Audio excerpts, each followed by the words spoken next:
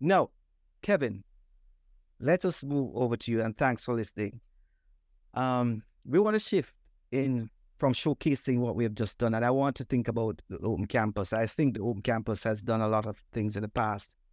And Kevin, I know you are in somewhat of a different position. But when you told me about AI a few weeks ago, I was really blown away about what you told me you guys were doing down there. Yeah. So I can spend some time to tell me what exactly you're doing down there and how you've been using AI in that institution, because I think what you suggested to me was cutting edge. So I give you the opportunity to share with the group and the Caribbean people about this wonderful thing you're doing in the Open Campus.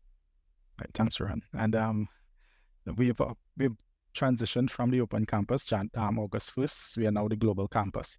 And yes, so the global Campus is meant to service, the world. The Open Campus was a regional body, regional entity. But again, thank you very much for having me, Rohan. And for those who came in a little bit late, I am Kevin Ramsberg, located in Trinidad, and I'm attached to the Global Campus. I am the acting head of our online program delivery department. And some of the things that Rohan just shared, we've done it in this last semester here. So what we did at the Open Campus, the Global Campus, now we've piloted within 30 courses, 30 of our 200 odd courses, we piloted an AI teaching assistant. And that teaching assistant allowed us to have AI infused into our environment, AI infused into our teaching and learning. And the main rationale for piloting, because when we started this whole AI journey and the educational institute started to hear about AI, we became very defensive because AI was something very scary to us. We recognized that students would start to look at this tool to be able to get ahead quickly with their studies, and we wouldn't be able to catch up with that. But we quickly realized that was not really the reality. We have vendors, we have partners who their businesses to look at these solutions, for example, Turnitin. They quickly came up with a feature in their tool to allow AI detection, so they can actually scan the content and pick up, where there may be some AI infused into that document, and those things, they started their work. They did what they needed to do with regard to starting to look at plagiarism and starting to look at protecting, the integrity of our content. And so we recognize that if everybody continues to move in that direction, doing what they're supposed to do in their particular areas, for example, the LMS developers, they know that, AI is on us. We need to ensure that AI is considered as we develop and we go forward. So we as educators, we recognize at the university that we as educators need to start looking at this tool as something that could really help us along.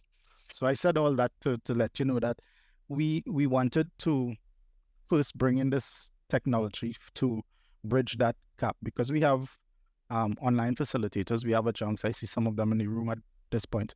And our adjuncts come into the environment and they are delivering courses, they are delivering content, but they are humans and they are unable to be in the space 24/7. Students would ask a question in the environment, and it takes a little while for the student to get a response. It might be the morning, it might be the day after students are getting a response to a question that they ask in the night. So we recognize that this AI solution could bridge that gap for us.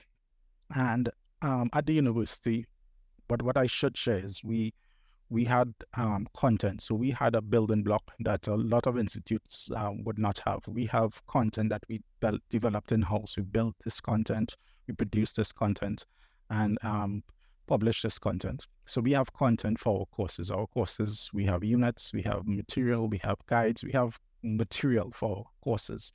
So we were able to take this content and use the large language model to build on. So we took our content, placed it onto this model, and had the tool essentially deliver our content, our existing content, to our students. So we did not infuse external content. So we did not allow for external ChatGPT, GPT-4 to actually come into the environment. We actually used our content and allowed our content to be the model that the tool built on, right? Rowan mentioned that look and feel. So we had to take the tool and customize it, give it a look. We call it Rennie. So our chatbot, her name is Rennie, and she has this Caribbean look. She's a Caribbean woman, so when you're interacting with this tool, you're not interacting with an avatar that is unfamiliar to you within our region. So, we had to do that. I mean, you earlier clock that we had to do that. Along with our AI-infused content, we also transformed the current content for our courses. So we took the existing PowerPoint presentations, the video presentations, and transformed those into interactive pieces of content. So Ruan, when you shared that tool, that knowledge tool, that allowed for us to do that quickly, we painstakingly, Sharon would testify to this, we painstakingly took our content, transformed it, made it interactive content, and placed that back into the environment. So our students had this AI that was able to answer any question based on the content for that particular course at any time. And also we had the content that the students could interact. So we are now transitioning our environment to become a 24/7 shop where students are teaching and learning anytime they want, right? So that is what we got out of the box. Then what we recognize is this tool is building quizzes for us. So we could take our content, share it into the tool. The tool is taking that and building quizzes for us, building short answer essays, for building assessment for us. But we didn't want to just use the AI generated content. So we took that generated content, gave it to our curriculum development specialists and our internal team to then vet this content before it was then put back into our learning environment. So we had a little process to move from AI to our internal checks and balances, then back into the course. And this allowed us to use AI in a smart way. Then we recognized that the tool was also allowing us to build pathways for our students. So if a student came in and they asked a question on Unit 1, the tool then started to generate a pathway that we created for that student based on the content of Unit 1 or Unit 2, and send that student down a particular pathway, and then we end it with a quiz. So we were building a 360 learning into the environment using an AI tool that took minutes to generate for our course, content to assessment to this pathway. It was amazing. All right. So in these 30 courses, we recognized quickly that our adjuncts, we had removed the adjuncts, the main facilitator, not the markers and whatnot. We removed the main facilitator to see how this pilot would work. And we left the main facilitator in a few courses. What we saw is with the courses with that main facilitator in it, the main facilitator was able to actually focus on the higher level thinking and teaching and learning, and allowing the students to not come into a live session and ask questions, because they had all the questions answers in the material. Anything they wanted, they could come there, but now they're coming asking questions that are beyond what is just in the material. So we saw that quickly in those environments. We did have the courses without the main facilitator, and those courses ran, and the proof is in the pudding. So when we finished the semester, we compared the grades from the last offer of this course and this offer, and it was very comparable. And we had, in some cases, students doing a lot better because they consumed the AI. We had some courses that we couldn't run last year's summer, because we didn't have enough facilitators, we didn't have enough students registering for it. But this time around, because we had that tool, we were able to offer those courses. So we saw immediate benefits just using the AI. So I'm saying all this to say that, we've started this journey. We've piloted this technology in our teaching and learning environment in the region already, in our degree programs, courses using it, students giving us feedback, adjuncts giving us feedback. But the main takeaway that we got is that we have the capacity now to support our students 24/7. We have the capacity to allow our adjuncts to get that much needed time to do other things, research, other things that they are supposed to do as educators. We're giving them now that time now to do that as they go through the teaching and learning process. And we recognize that AI cannot replace adjuncts. We recognize that, AI could support our adjuncts, but an AI tool is not going to replace any adjunct. So I could stand on a block because I have some data now to stand on. That AI is not going to replace adjuncts. I know that was one of the big questions coming out of when we started this initial journey. So those are some of the things I want to share. I could talk all night about this, but I know the time. But any questions you have for me, any colleagues, anything you want to find out, I'll share my email, my contact inside the chat.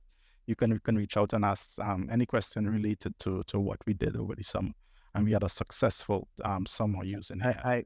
Listen, I must commend the University of the West Indies on making this advanced movement. Not only do you signify that you are leaders, I am telling you where I've gone, I've not seen this approach being articulated. People are struggling to find a solution. Obviously, your proactiveness has allowed you to set this on a stage that is going to be a model for we have something going on. And Kevin, continue, because that is going to fine-tune the process, and it's going to make you're set yourself on a pathway for personalized learning already within that section, right? And then tutors can support the students. Colleagues, I'll stop here. I'll ask you to ask Kevin any questions you want. Yes, and there's some wonderful comments in the chat, Kevin, about your presentation and the things you're doing there. Yep. So I'm looking at the last one. Olivia, to what extent did they replace the adjuncts, right? So we saw that students still wanted, in our environment, we have live Zoom sessions with our students, so our adjuncts do that.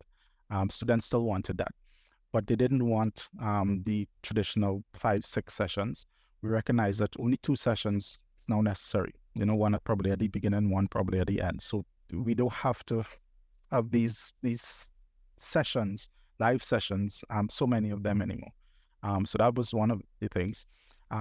Being able to respond to a question when a student is studying. So when a student is up at night, in an online environment, we know that's our students. We have students who are parents, working people. So they are in the teaching and learning environment when they have time, right? So when they are inside that space and they can ask a question related to the content and get some answer, that allows them to continue their educational journey on their time. And we also found that questions that weren't answered or the system wasn't able to answer, we took those questions and we were able to share it with the adjuncts. So the adjuncts now got these questions, they responded to them, and that answer became part of the model. So the other student who asked a similar question would now get that answer that the adjunct provided. So the model was not just building on the material, it was also building on the feedback from the adjunct. So the adjunct worked in that particular way, giving feedback to the courses in that way, and building the model. And then finally, the adjuncts, we asked them to vet these exam papers. So we passed them through our curriculum team, but we also asked the adjuncts to look at these exam papers, these questions, and make sure they make sense, make sure they are really testing the students in a particular way, because then we don't want them to be basic questions, basic answers, right? So the adjuncts worked in that particular way. And then the rubric for the course, we asked the adjunct to, in most cases, create that particular rubric. And for these essay type questions, when a student responded to a question, the rubric, we were able to pair the rubric with that response and have the AI tool essentially grade the paper for us. So the adjunct was not required to go in and detail and look at every part of the paper. They read the paper, they get and they mark, but they now have this teaching assistant to also provide to them feedback on how this paper should be graded. So the adjunct worked in that way as well. So very, very early we learned that we could now free up our adjuncts, and that is something that was very revolutionary for us. We wanted to give the students access 24/7, but we recognize that now our junks are getting time to do other things that, will benefit the institute in the future. So I hope that helped a little bit, Olivia. Any other questions? Anyone?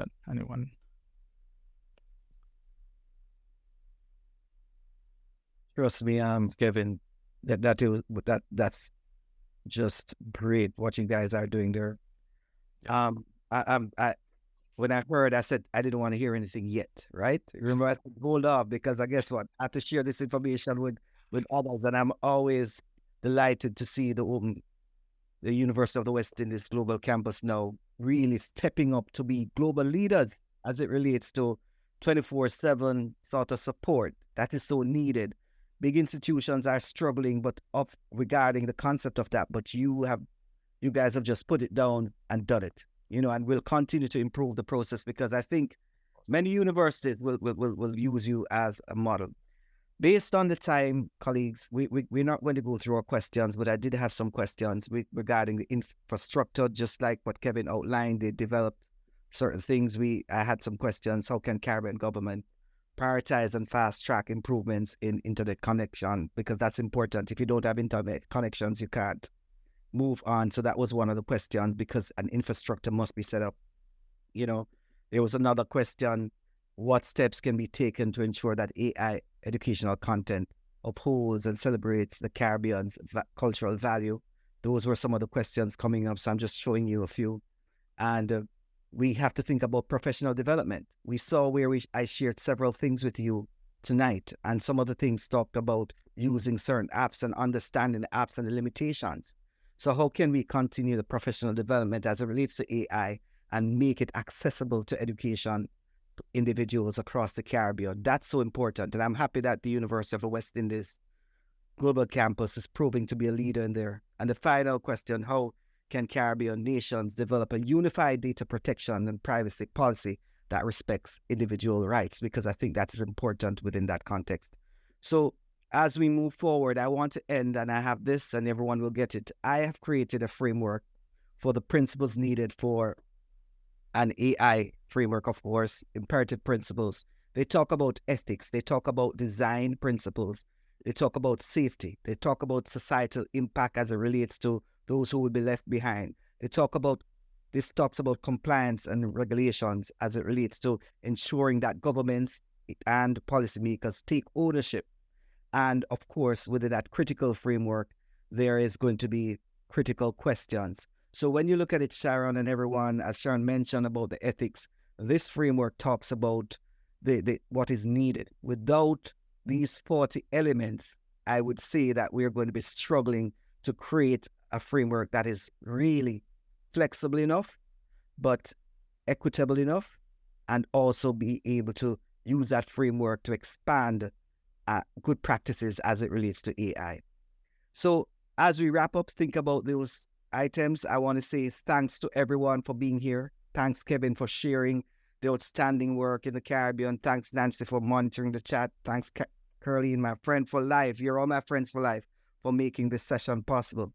I do look forward to greater collaborations with everyone. On behalf of the team, I want to say good night and thanks for joining us. Remember, we intend to do some stuff over a period of time in another month or so. So stay tuned. Sign up to our, what should I say? Drop me an email if you want to be on our mailing list, or drop it in the box, and we'll pull it from that, and then we'll just move forward. But remember, it's now or never, not as in Elvis Presley carrying along Hold Me Tight, but I'm going to be holding AI tight. All right. So that's all for now. And thanks for joining me, and have a great night. And thanks for just turning up and sharing the content.